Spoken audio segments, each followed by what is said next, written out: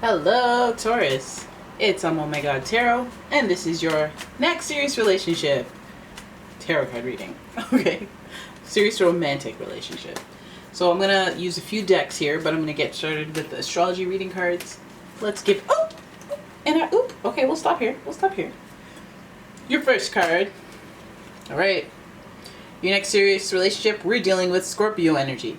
This energy is intense, masterful, and thoughtful, and magnetically charming, but also secretive and possessive. So you know it's one of those intense relationships where any type of straying outside of the connection would be considered betrayal. Your next relationship involves Libra energy. This energy is diplomatic and gracious. It seeks harmony and balance in relationships. So Libra energy is very relationship centric, so that's a good thing. They definitely work in life to find balance in their relationships, like the card says. But when it comes to Scorpio, that means it makes me feel like this person does a lot of testing. They test out the relationship, or they test you. Then we have Aries energy. The energy around you is dynamic and spontaneous. Crusading impulsive action is likely. Now, what makes me think that this might be one of those turbulent relationships is because of the levels of passion we have here.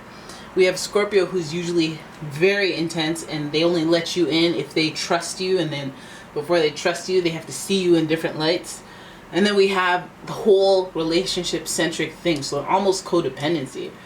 But also we have a little bit of arrogance here with that Mars energy coming from both Scorpio and Aries, where there may be conflict, there may be aggression, but there also may be just a lot of sexual chemistry and passion. So let's have a look at the relationship theme for this relationship. All right, let's give it a shuffle. This is for Taurus. Giving it a shuffle. What comes up? What's the theme of Taurus's next serious romantic relationship? And your card here is, all right, it starts with keeping an open mind.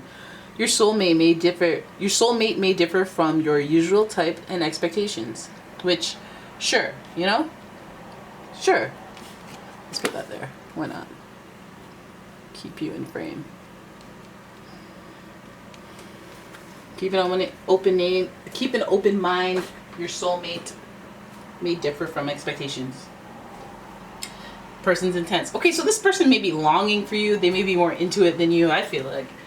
Given all this intensity, you may not even be into them. Maybe they're more into you than them. Okay, that's great. I like an upper hand. Let's have a look at your tarot spread, see what the dynamic is of the relationship, what themes come up, what comings and goings occur, and what Taurus needs to know.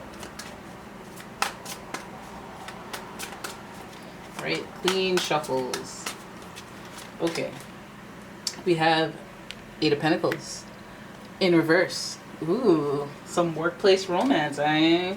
We have the Eight of Cups upright. Okay. All right. Then we have the Wheel of Fortune. I'm not going to say okay again. I know that can get annoying.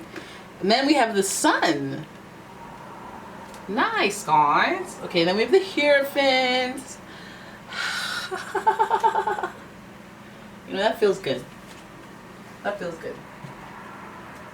So we have the Eight of Pentacles, which made me say, whew, this could be a work relationship. This could be somebody that is a distraction from work. Let's hope it's the other one. Because, you know, we don't want you too distracted. You want to keep your employment. You do not want to be out off on your own. Like, you feel me? So let's hope that this person, you just meet them at work and then you need some time to reflect on what you want to do with this person. Because this is a big commitment. This is a deep, intense situation. Now, the situation can be intense because of the stakes. If it's a close proximity to somebody that you work with closely, and if you were to get intertwined and it went left, it would be a situation. It would be a big situation, no? I think so.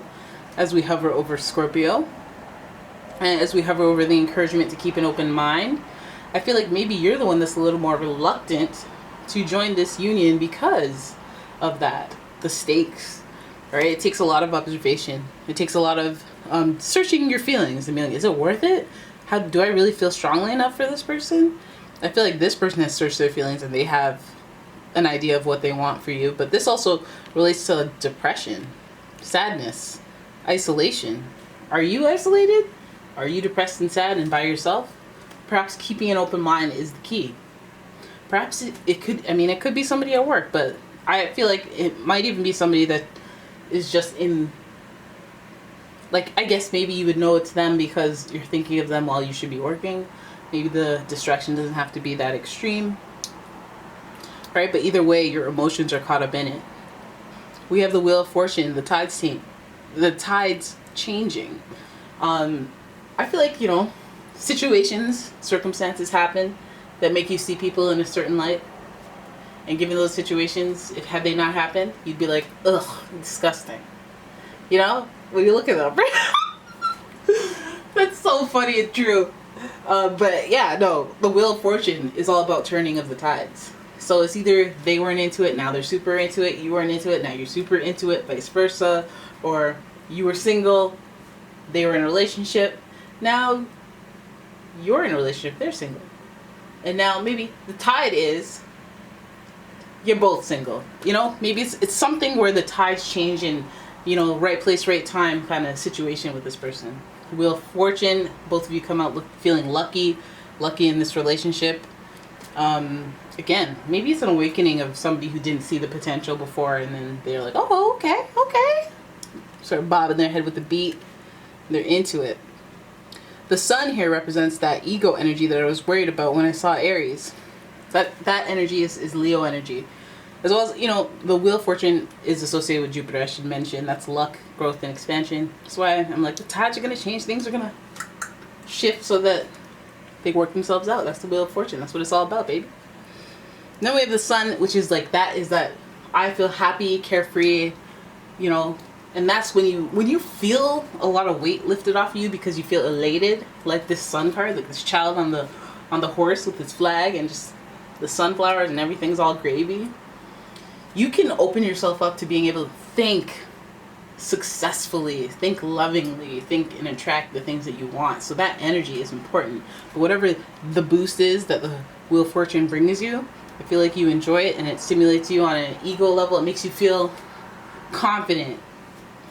Yes, confidence is what you want, and then when your ego takes control and masks it as confidence, you know, because you get those like lower arching eyebrows that look evil. That's not your confidence, that's your ego, you know. But anyways, the sun here represents that like just freedom, that carefree feeling, and that enjoying life type feeling. And I feel like it's like your eyes open towards this person. You give them that chance. You keep that open mind. Tides change. Maybe you go from single to not single, because we see the Hierophant here, Taurus energy. And the Hierophant is happy. Or no, I wouldn't even say happy. They're committed. They're stable. The Hierophant represents significant commitments like marriage, engagement. Okay? And I feel like if all the path leads towards this Hierophant, I feel like it's worth it. Because, again, we're working away. We're distraction from work. Somebody you weren't interested in at work, somebody you were not thinking of that, just distracted, didn't notice because you were busy doing other stuff. You know, your eyes open to them, your mind opens to them. Okay, and I do think you need a minute to really be like, could I really see this person like naked? Could I really? But I think circumstances, events happen that let you see this person romantically. I like an upper hand, I'm telling you. But yeah, it could be Leo energy, could be Taurus energy as well. Leo and Taurus. Leo, very egocentric. I'm not saying that in a negative way. I'm saying that they like to be pampered. They like to be appreciated. And if not, they're not going to function at a high level Leo energy. You need to praise them. You need to praise them.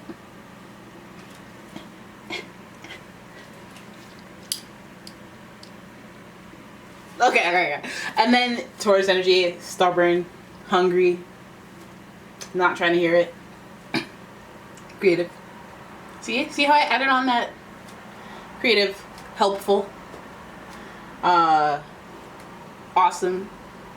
when they're on your side, awesome, powerful.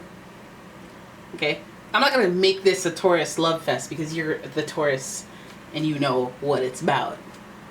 You know what it's about.